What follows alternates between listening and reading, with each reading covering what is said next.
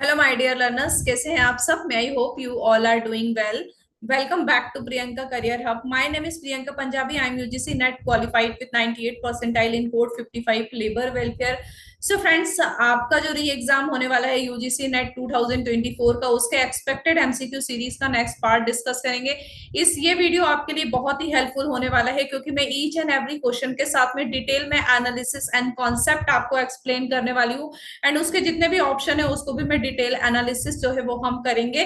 अगर आपने इस चैनल को सब्सक्राइब नहीं किया है तो चैनल को सब्सक्राइब कर दीजिए, ताकि आगे आने वाले वीडियोस के नोटिफिकेशन आपको टाइम टू टाइम मिल जाए। So let us discuss question number 1।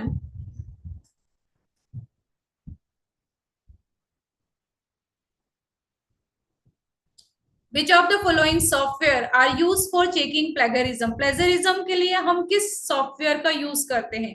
Option number A Turnitin, option number B E view, option number C Scopus, option number D Urkund, option number E Quetext. So friends, हम यहाँ पर जो हम research करते हैं, synopsis लिखते हैं, research paper या थीसिस वर्क करते हैं, तो उसमें हमने किसी दूसरे पर्सन का या किसी दूसरे रिसर्चर का कोई हमने डेटा कॉपी किया है नहीं, इसको चेक करने के लिए हम प्लेगरिज्म सॉफ्टवेयर का यूज करते हैं। वो प्लेगरिज्म सॉफ्टवेयर कौन से हो सकते हैं? एक तो आपका होता है टर्टिन सॉफ्टवेयर, जो हम प्लेगरिज्म एरर को डिटेक्शन को जो है करने के लिए यूज करते हैं। ई रिव्यू किसी भी टाइप का कोई सॉफ्टवेयर नहीं है। स्कोपस जो होता है वो इंटरनेशनल रिसर्च जर्नल है, जिसमें हम रिसर्च पेपर पब्लिश करते हैं। जैसे हमारे इंडिया का यूजीसी केयर में हम रिसर्च पेपर पब्लिश करते हैं, वैसे ही स्कोपस जो होता है इंटरनेशनल जर्नल है। उरकुंड जो होता है वो आपका रिसर्च के लिए यूज होता है, प्लेगरिज्म को चेक करने के लिए।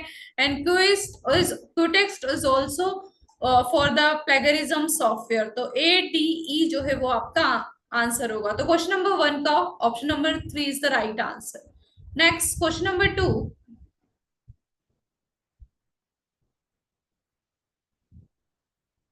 A student submit PhD thesis in a university. Upon scrutiny, it is found that his or her thesis has a similarity content of 35%. This would be the following categories of plagiarism according to the UGC regulation. Option number 1 level O, option number 1 level 1, option number 3 level 2, option number 4 level 3। Question में आपसे पूछा गया है कि अगर university कोई students अपनी thesis submit करता है यूनिवर्सिटी में, आप भी पीएचडी करेंगे तो थीसिस आपको सबमिट करना होती है। तो उसमें क्या होता है कि हमारे थीसिस में अगर 30% से ज्यादा कंटेंट जो होते हैं वो प्लेगरिज्म में आ जाता है, तो उसके लिए क्या लेवल्स डिफाइन किए गए? तो फ्रेंड्स, इसमें जो है 4 लेवल्स होते हैं। तो वो 4 लेवल्स क्या होते हैं वो हम डिस्कस कर लेते हैं। Levels of plagiarism. Plagiarism will be quantified into the levels ascending order में। अगर लेवल O है, दैट मीन्स की सिमिलैरिटी, अगर आपके थीसिस में 10% सिमिलैरिटी है, किसी का कॉपी किया है कंटेंट, तो वो होता है, इसके लिए कोई भी पेनाल्टी नहीं है, ये माइनर सिमिलैरिटी की कैटेगरीज में आएगा। लेवल 1, अगर आपके थीसिस में सिमिलैरिटी 10 to 40% के बीच में है, तो student shall be asked to submit a revised script within a stipulate. तो स्टूडेंट्स को टाइम दे दिया जाएगा कि आप 6 मंथ के अंदर अंदर जो है आप अपनी दूसरी थीसिस को सबमिट कर दे। अगर 10% टू 40% के बीच में अगर आपका प्लेगरिज्म होता है तो। सिमिलैरिटी, अगर आपकी सिमिलैरिटी ऑफ कंटेंट थीसिस में 40% टू 60% होता है, तो उस कंडीशन में such student shall be debarred from submitting a revise script for a period of 1 year. तो 1 ईयर में वो अपनी थीसिस को सबमिट कर सकता है। लेवल 1 में 6 मंथ का टाइम हमें मिलता है। लेवल 3, अगर आपके थीसिस में सिमिलैरिटी ऑफ कंटेंट 60% से ज्यादा होता है या 60% होता है, तो उस केस में स्टूडेंट्स का जो पीएचडी का रजिस्ट्रेशन है वो कैंसिल हो जाएगा। PhD registration shall be cancelled in the case of similarity found in above the 60%, that is the level number 4।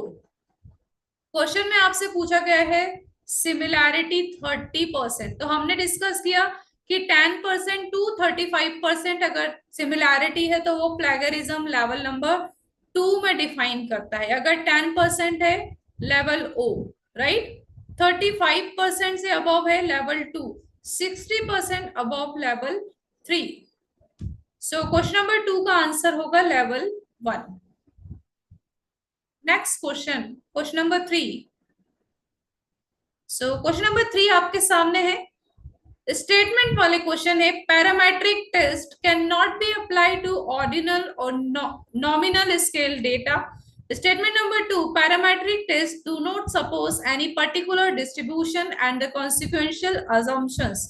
हमारे पास टू टाइप्स के टेस्ट होते हैं फ्रेंड्स, एक होता है parametric test and non parametric test. Non parametric test में हम स्टैटिस्टिकल जो होता है उसका यूज कम करते हैं। पैरामेट्रिक टेस्ट में जो है हम स्टैटिस्टिक डेटा का यूज करते हैं, जिसका रिजल्ट जो होता है वो एकदम एक्यूरेट होता है। तो पैरामेट्रिक टेस्ट जो होते हैं आपके वो होते हैं रेशो एंड इंटरवल।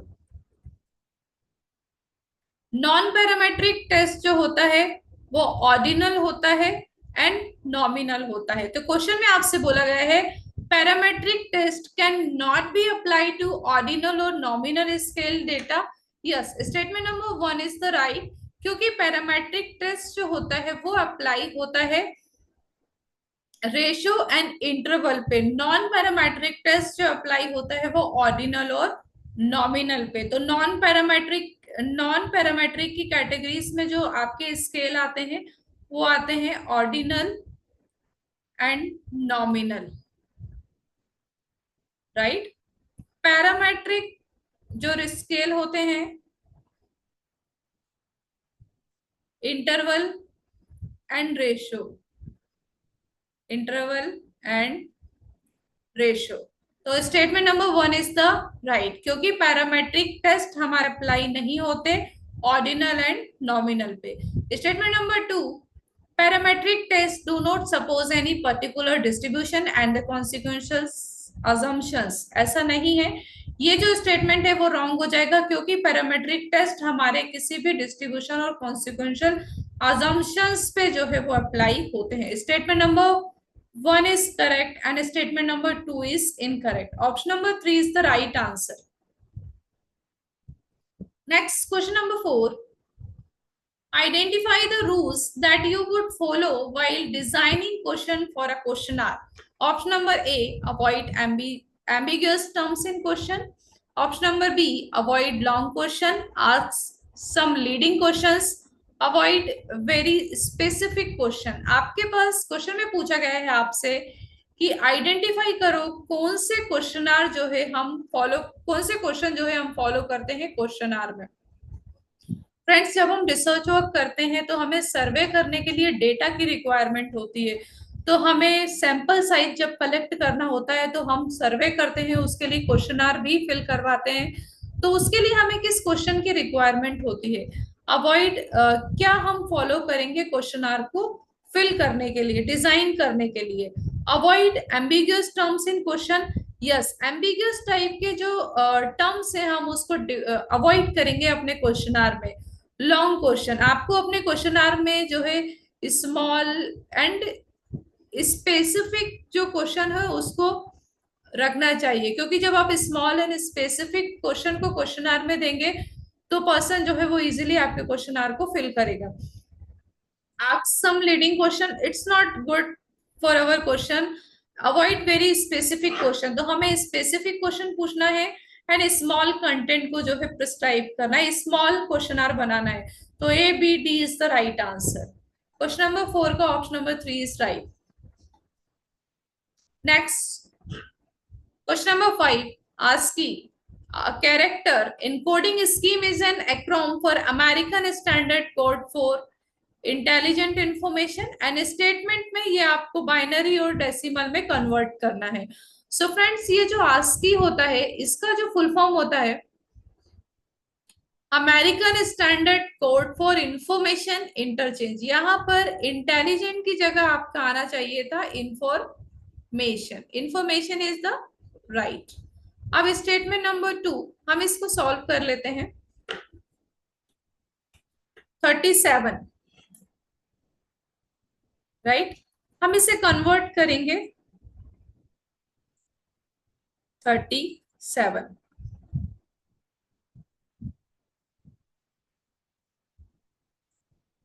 राइट। 2 9 सा, यहाँ पे 1 कैरी, राइट। 0, 2 4 सा, 1 कैरी, 2 2 सा 0, 2 1 सा 2। तो यहाँ पे जब हम इस टाइप से निकालते हैं तो पॉइंट के पहले तो हम नीचे से ऊपर की तरफ जो है वो जाते हैं। 1 1 0 1 1 1 0 1 0 1, सॉरी ये आपका हो जाएगा 0। तो 1 0 0 1 0 1। अब हमें पॉइंट के बाद की वैल्यू निकालना है। ये तो वैल्यू आई हमारी 37 की। अब हमें चाहिए पॉइंट 25 की वैल्यू। तो मैं यहाँ पे लिखती हूँ 25। अब इसका हम 2 में मल्टीप्लिकेशन करेंगे। पॉइंट के पहले जिसमें पॉइंट नहीं होता हम उसे 2 से डिवाइड करते हैं एंड इस नंबर्स को हम नीचे से ऊपर की तरफ लिखते हैं, राइट। जब हमारा पॉइंट लगा होता है 25, तो 25 2 जा 50, तो ये हो जाएगा 5।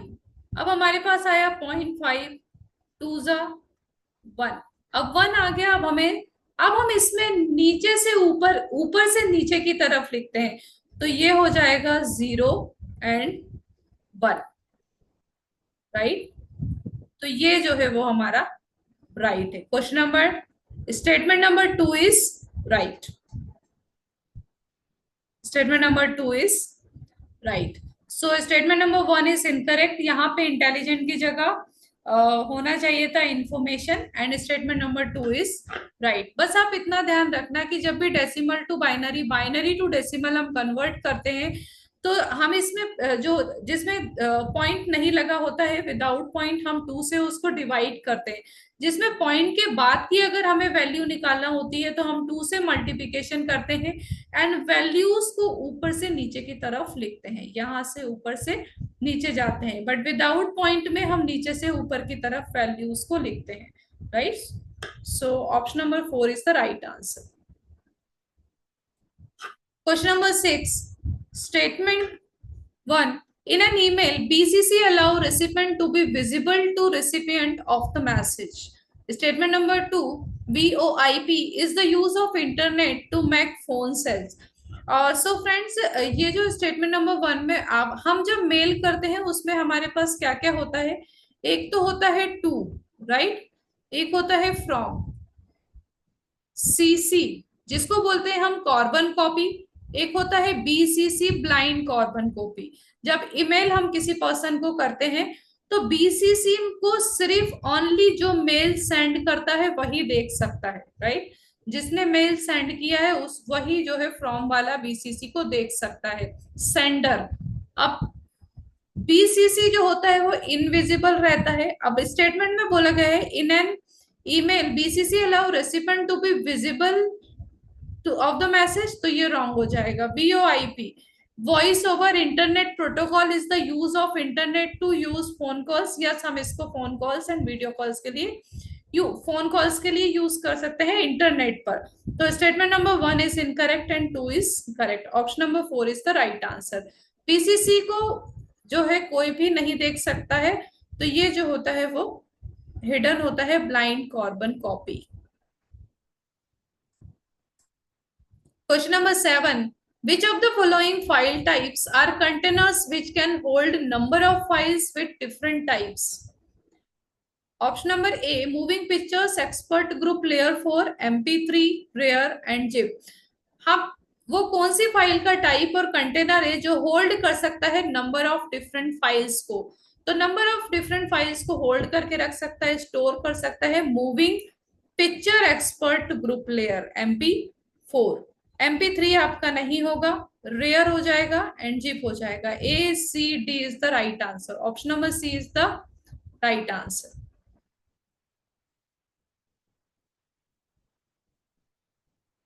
Question number 8, which of the following proposition is logically equivalent? Some attorney are logicians. So friends, आप थोड़ा सा ये ध्यान रखिए, ये लॉजिकल रीजनिंग में इक्विवेलेंट का जब भी आपसे क्वेश्चन पूछा जाता है तो उसमें या तो कंट्रापोजिशन होता है, या तो ऑपवर्जन होता है, या कन्वर्जन होता है।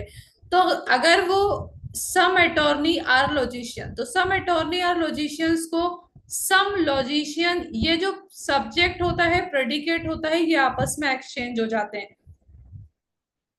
यहां पे हो जाएगा सम लॉजिशियंस आर अटॉर्नी।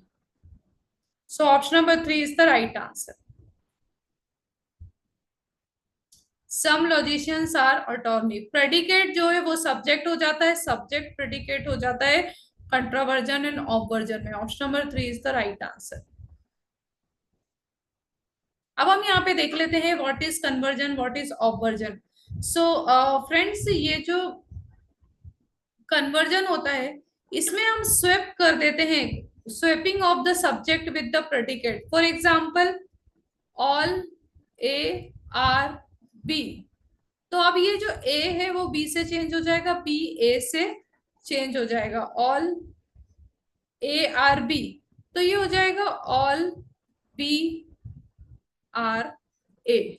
तो ये जो है रिप्लेस करता है सब्जेक्ट एंड प्रेडिकेट को, इसे बोलते हैं हम conversion. For example some A are B, तो इसका कन्वर्जन हो जाएगा सम बी आर ए। अब देख लेते हैं हम obversion. Let's move on the second sort of swap, changing the quality of proposition and then replacing the predicate with its complement, right? अब यहाँ पे एग्जाम्पल दिया है all dogs are mammals, तो all dogs are mammals को हम all को no में कन्वर्ट करते हैं, इसकी क्वालिटी को चेंज कर देंगे। Quality means positive negative, right? Quantity का मीन्स होता है all और no, राइट? तो क्वालिटी इसकी चेंज हो जाएगी, तो ये हो जाएगा no dog are mammal. Means all जो था वो पॉजिटिव में था, एंड अगर वे ऑल से नो में ऑपवर्जन में चेंज हो रहा है तो नो क्या है हमारा, नेगेटिव। दैट मीन्स कि उसकी क्वालिटी पॉजिटिव से नेगेटिव में कन्वर्ट हो रही है। अगर हम सम की बात करें, यहाँ पे होता सम डॉग आर मैमल्स, तो वो हो जाता सम डॉग आर नॉट मैमल्स। तो पॉजिटिव से नेगेटिव में ऑपवर्जन होता है, इसे हम बोलते हैं ऑपवर्जन। कन्वर्जन में ओनली सब्जेक्ट और प्रेडिकेट जो है वो इंटरचेंज हो रहे हैं, एक्सचेंज हो रहे हैं। ऑपवर्जन में क्वालिटी चेंज होती है उसके कॉम्प्लीमेंट्स के साथ में। अब हम देख लेते हैं कंट्रापोजिशन। तो for example all dogs are mammals, तो ये एज इट इज वैसा ही रहेगा, ये होगा हमारा कंट्रापोजिशन। तो मे आई होप कि this concept are you understood, right? Question number 9. Next question. Which of the following are the characteristics of non-conventional learning? No fixed curriculum, teacher-centered learning, cost-effective, require regular attendance. So, ये हमारे पास to type की learning होती है, एक होता है conventional and non conventional. आपसे पूछा गया है नॉन कन्वेंशनल लर्निंग। तो नॉन कन्वेंशनल लर्निंग में जो करिकुलम होता है वो फिक्स्ड नहीं होता है, करिकुलम आर नॉट कांस्टेंट और not fixed, is called as a non conventional learning. Teacher centred, non conventional जो होती है वो टीचर सेंटर्ड नहीं होती, ये होती है लर्नर सेंटर्ड, राइट? ये कॉस्ट इफेक्टिव होती है, C is the right. Regular attendance की इसमें जरूरत नहीं है, जब हमें नीड होती है तब हम उसको ज्वाइन करते हैं, तो ये होती है नॉन कन्वेंशनल लर्निंग। जब हमें नीड है, जब डिमांड है, उसके अकॉर्डिंग अगर हम कुछ लर्न कर रहे हैं तो इसका कोई फिक्स करिकुलम नहीं होता, कॉस्टली इफेक्टिव होती है, बहुत ही फ्लेक्सिबल होती है, उसे हम बोलते हैं non conventional learning. So A and C is the right answer. Option number B is the right answer. Second. Question number 10. Which of the following names of technology platforms has been mentioned in NEP National Education Policy 2020 through which online trainings of teachers will be encouraged? स्वयं, आयुष, परख, दीक्षा and NIT. Question में आपसे पूछा गया है, यहाँ पे students के मिस्टेक होने के चांसेस बहुत ज्यादा है, क्योंकि क्वेश्चन में पूछा गया है टेक्नोलॉजी प्लेटफॉर्म, और आप बोलोगे कि एनएपी में तो ये सारे ही डिफाइन किए गए थे। नहीं, टेक्नोलॉजी से रिलेटेड ऑनलाइन ट्रेनिंग टीचर्स को इनकरेज करते हैं, उस प्लेटफॉर्म की हम बात कर रहे हैं। तो ये है हमारे स्वयं। Technology platform has been mentioned in NEP through which online trainings of teacher will be encouraged. स्वयं होगा, आयुष नहीं होगा। परख को NEP 2020 में डिफाइन किया गया था, but it's not related to the online training for the teachers or related to the technology. Diksha is also included in the NEP 2020. So यहाँ पे हो जाएगा option number second is the right answer. परख जो होता है implementation of NEP में launch किया गया था। स्टैंडर्ड सेटिंग बॉडी है जो एडवाइस करता है एनसीईआरटी को। NCERT means school education. NCERT establish हुआ था 1961 में। Next question number 11। By 2040, all higher education institutions shall aim to become multidisciplinary institutions and shall aim to have larger student enrollment as per the NEP 2020 recommendation. So यहाँ पे बोल रहे हैं 2040 में all higher education institution जो थे वो multidisciplinary institution को जो है लार्ज मल्टीडिसिप्लिनरी इंस्टीट्यूशन में कन्वर्ट करना है। तो अकॉर्डिंग टू द एनईपी 2014 तक उन्होंने कहा गया है कि जितने भी हमारे इंडिया में हायर एजुकेशन इंस्टीट्यूशन है उसमें एजुकेशन को मल्टीडिसिप्लिनरी करना है। ये टारगेट स्टूडेंट का एनरोलमेंट, ये टारगेट हमें अचीव करना है 2040 तक। Option number 1 is correct. As per the NEP 2020 recommendation, the aim will be increase the gross enrollment ratio in higher education vocational। gross enrollment ratio हमारा जो है 26.3 है 2018 तक, बट अभी भी करंट में 2040 में 24 में इतना है। तो 50% हमें इंक्रीज करना है, बट अभी 2018 में अगर उन्होंने कैलकुलेट किया था 26.3, बट हमें 26.3 से 50% का टारगेट अचीव करना है 2035 तक। तो यहाँ पे होना चाहिए था 5। Statement number 1 is incorrect. So statement number 1 correct and 2 is incorrect. Option number 3 is the right answer. So ये हमें 2035 तक अचीव करना है। Question number 12। National Program on Technology Enhanced Learning (NPTEL) is the largest online repository in the world of courses. Yoga and meditation, engineering, visual, basic science, selected humanities and management subject.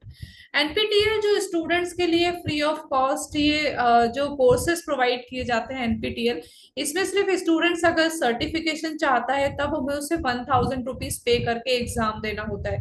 तो ये किस field में होता है? Yoga and meditation के लिए। ये technology related course नहीं है। ये इंजीनियरिंग के लिए है, विजुअल में भी नहीं है, राइट। बेसिक साइंस में है and selected humanities and management subject. So B, D, E is the right answer. Engineering, basic science, selected humanities and management subject. So option number 3 is the right answer. Question number 13. Which of the following are the goals of student induction program initiated by UGC in institution of higher learning? Option number A, inculcate the emotional or intellectual energy and value of higher education institution. Improvement of infrastructure in premier institution of the country. Develop the inherent competence and kindle a positive attitude in a new entrant of higher education. Cultivate a sense of intimacy and an awareness of privilege and responsibilities. आपसे question में पूछा गया है कि कौन से गोल जो है स्टूडेंट इंडक्शन प्रोग्राम के लिए इनिशिएटेड किए गए थे यूजीसी के द्वारा हायर लर्निंग के लिए। तो इनकलकेट किया गया इमोशनल और इंटेलेक्चुअल एनर्जी को, value of higher education, right. Infrastructure यहाँ पे नहीं आएगा, improvement of infrastructure. Elimination method का आप यूज किया करो। Develop the inherent competence, positive attitude, और new entrant higher education is not correct. Only C आपका जो है वो करेक्ट होगा, right. So competence of positive, क्योंकि अगर यहाँ पे बोला होता नेगेटिव एटीट्यूड, इस तरीके से आप रॉन्ग एंड राइट को जज किया करो। यहाँ पे बोला होता नेगेटिव एटीट्यूड, तब ये रॉन्ग होता। बट यहाँ पे बोला गया है positive attitude in new entrant higher education, that's why it is the right. Cultivate a sense of intimacy and an awareness of privilege and responsibility. A, C, D is the right answer. Option number 1 is right.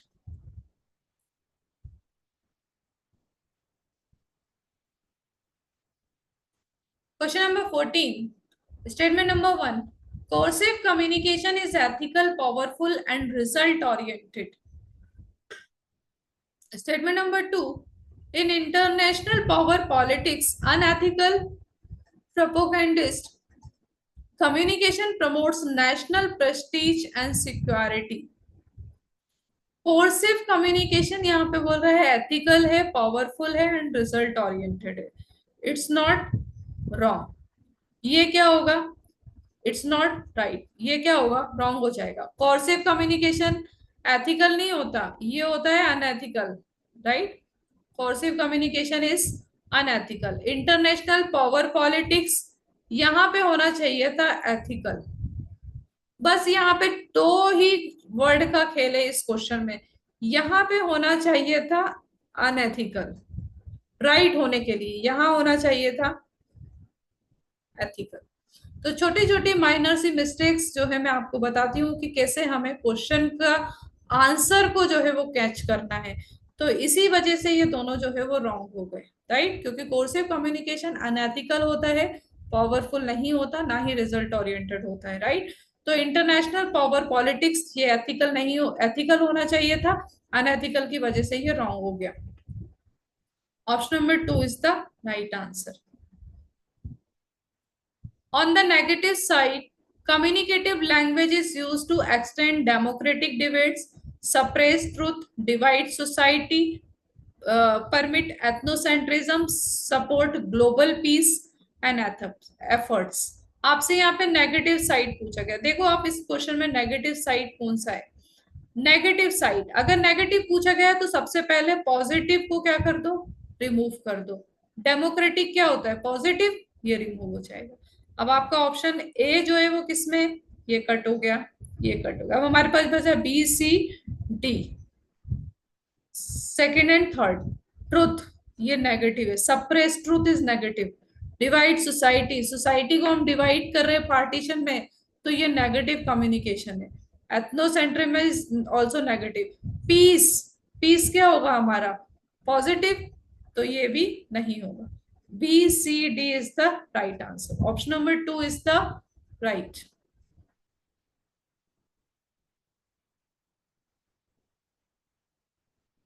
Question number 16. Real time communication media are known as, इसके ऊपर मैंने एक short भी बना रखा है, what is synchronous and what is asynchronous. तो real time communication, जब हम कोई पर्सन ऑनलाइन है, रियल टाइम हम कम्युनिकेट कर रहे हैं, फॉर एग्जांपल उसका हमें इंस्टेंट और इमीडिएट फीडबैक मिल रहा है, तो उसे हम बोलते हैं synchronous media. Face to face communication, for example उसका मुझे इमीडिएट रिप्लाई मिल रहा है, इमीडिएट रिस्पॉन्स मिल रहा है, तो उसे बोलते हैं हम सिंक्रोनस। जैसे अगर हम किसी पर्सन को मेल कर रहे हैं तो उसका थोड़ी देर के बाद रिप्लाई आता है, तो वो असिंक्रोनस होता है। टेक्स्ट मैसेज हो गया जिसमें पर्सन ऑनलाइन नहीं है, या ईमेल हो गया, रिकॉर्डिंग्स हो गए, वीडियो रिकॉर्डिंग, ऑडियो रिकॉर्डिंग, वो सब असिंक्रोनस में आते हैं। Online live chatting is called as a synchronous. तो real time communication is synchronous. Question number 17. The computer uses a bootstrap. Which of the following shows the part of a computer of which bootstrap is an example of application software, firmware, hard disk drive and IP address? तो bootstrap जो होता है वो आपका होता है firmware. Option number 2 is the right answer. Firmware एक software होता है जो प्रोवाइड करता है basic machine instruction and allow करता है हार्डवेयर को फंक्शन एंड कम्युनिकेट करने में, अदर के साथ में डिवाइस को रन करने में. It's provide a low level control device hardware. Right, firmware is right. Direct instruction is most suited. Teach basic skills, have their explore pathways to solve a mathematical problems, encourage their students to refine their creativity in art, assign critical thinking exercises. तो direct instructions में direct instruction जो होता है वो teacher centred method होती है.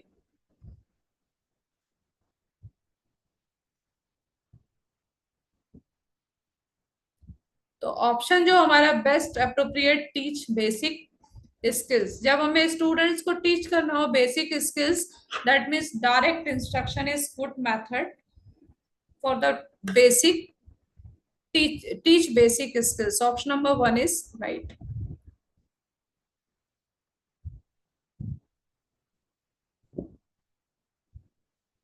Next question. If you want to assess the student performance and wants to them immediate feedback, which software will you select? Kahoot, Animaker, Platagon and Powtoon. So friends, Kahoot जो है वो एक platform है जिसमें हम student teacher दोनों ही use कर सकते हैं. फॉर एग्जांपल, अगर टीचर को स्टूडेंट्स को कोई असाइनमेंट्स देना है या online LMS learning management system platform के थ्रू जो है अगर हमें स्टूडेंट्स को ऑनलाइन टीच करना है या कोई प्रोजेक्ट और असाइनमेंट्स देना है, स्टूडेंट्स का फीडबैक भी कलेक्ट करना है, तो हम इस ऑनलाइन सॉफ्टवेयर का यूज कर सकते हैं. Kahoot is a online software platform. Next question. So it is the last question. Project method is best associated with the philosophy of John Dewey. John Dewey ने दिया था एक कॉन्सेप्ट लर्निंग बाय डूइंग. उन्होंने बोला था करके सीखो, बच्चों को करने दो. फॉर एग्जाम्पल प्रोजेक्ट, अगर हम प्रोजेक्ट देते हैं तो बच्चे खुद उसमें पार्टिसिपेट करते हैं. तो project method is best define the learning by doing method. So statement number 1 is correct. The strength of project method lies in social participation. ये social participation means लर्नर जो है वो पार्टिसिपेट करते हैं प्रोजेक्ट्स में. बिकॉज प्रोजेक्ट मेथड जो होती है टीचिंग के लिए वो एक ऐसी मेथड होती है जिसमें टीचर ओनली सिर्फ स्टूडेंट्स को गाइड करता है, लर्नर या स्टूडेंट्स का रोल और पार्टिसिपेशन सबसे ज्यादा होता है. तो both the statement are correct.